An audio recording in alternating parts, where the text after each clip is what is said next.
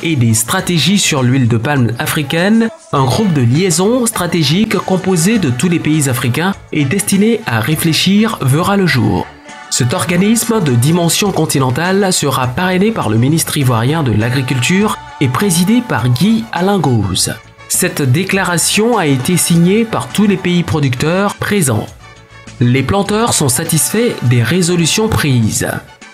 Je dirais qu'on est satisfait dans la mesure où l'État de Côte d'Ivoire, représenté par le ministre de l'Agriculture, les autres pays producteurs de palmiers à huile, qui étaient représentés à un haut niveau, sont venus nous soutenir la filière palmier à huile, pas seulement en Côte d'Ivoire, mais en Afrique. Et c'est déjà quelque chose de bon. Mais le fait que 26 pays soient venus pour soutenir les intoxications faites à l'encontre du palmier à huile, je crois que c'est déjà beaucoup réjouissant. Et ce n'est qu'un départ. Nous allons continuer à expliquer les bienfaits de l'huile de palme, comme les scientifiques l'ont d'ailleurs démontré. C'est l'intoxication que les gens ont fait parce qu'en fait, ils produisent l'huile de soja, l'huile de colza. Donc, ils font croire au monde entier que l'huile de palme est nocive. Mais les scientifiques ont démontré que c'est faux. Donc, nous sommes très heureux qu'au moins aujourd'hui, on ait démontré que l'huile de palme n'est pas aussi nocive à la consommation. Et ça ne détruit pas aussi la forêt parce qu'aujourd'hui, la culture du palmier c'est fait dans les jachères. Le président de l'AIPH, M. Koreki, se réjouit de la solidarité qui s'est créée entre les acteurs et a donné rendez-vous à tous pour l'APOC 2014. Vive l'APOC 2013 et je vous donne dès à présent rendez-vous à la deuxième édition de l'APOC. Je vous remercie. Merci beaucoup. En définitive, la restitution des travaux du groupe de liaison stratégique sur l'huile de palme africaine se fera au cours du congrès constitutif de l'Alliance des pays africains producteurs d'huile de palme qui se tiendra en décembre 2013 à Yamoussoukro en Côte d'Ivoire.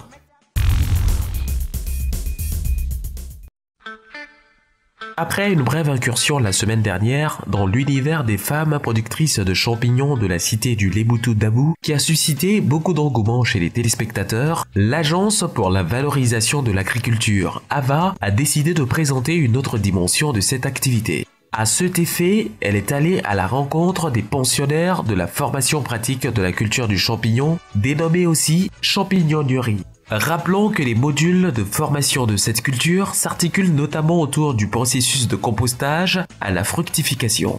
La présidente de l'association Femmes Solidaires pour l'Action et l'Autopromotion, FESAP, Madame Ameoum, initiatrice de cette formation, a tenu à rappeler que son association reste ouverte à toute personne qui souhaiterait y adhérer et aussi aux bonnes volontés qui voudraient bien les appuyer dans cette noble activité. Le véritable problème que nous avons dans la production des champignons est la difficulté de nous approvisionner en semences.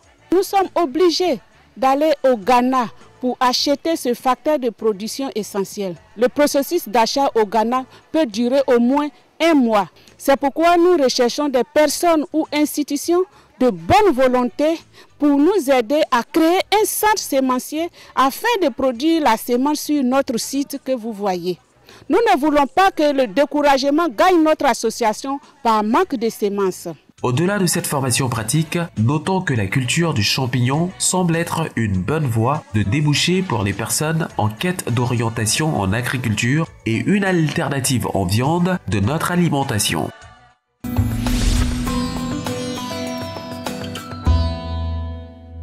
J'ai vu à la télévision, dans l'émission Brave Paysan, Madame Ameoum qui vantait les vertus, les qualités du champignon et tout ça. Et je me suis approché d'elle pour pouvoir aussi faire les mêmes choses qu'elle. Je suis retraité, je suis au village. Mon village est à 18 km de Dabou, Agbaï plus précisément. Et je compte effectivement cultiver les champignons pleurotes dans mon village. Ça va donner du travail aux jeunes gens du village. Et puis, vous savez, il est un peu plus difficile maintenant de trouver du poisson dans nos lagunes qui sont polluées. Donc, avec le champignon, on pourra se nourrir facilement. Et compte tenu des teneurs en nutrition du champignon, il y a beaucoup de personnes qui vont vraiment trouver solution à plusieurs de leurs problèmes. Par exemple, les personnes qui souffrent de diabète. En teneur de sucre, par exemple, le champignon n'a pas beaucoup de teneur en sucre. Et il y a aussi la stabilisation au niveau des tensions que le champignon permet de réaliser. Donc il y a tous ces éléments-là qui font que, voilà, au niveau du village, ce sera une très bonne chose.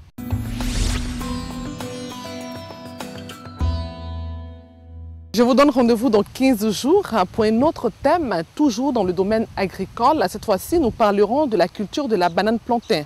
Pour tous ceux qui sont intéressés par cette culture, rendez-vous est pris dans 15 jours. Et pour ceux qui souhaiteraient revoir nos émissions, vous pouvez aller sur le site internet qui s'affiche au bas de votre petit écran et aussi lancer un appel à l'endroit de tous les partenaires du monde agricole à accompagner les actions de l'Agence pour la valorisation de l'agriculture à l'endroit de tous nos braves paysans de Côte d'Ivoire. Un grand merci à tous ceux qui nous soutiennent d'ici et d'ailleurs. Que Dieu protège la Côte d'Ivoire. Vive nos braves paysans, nos braves paysannes. À très vite.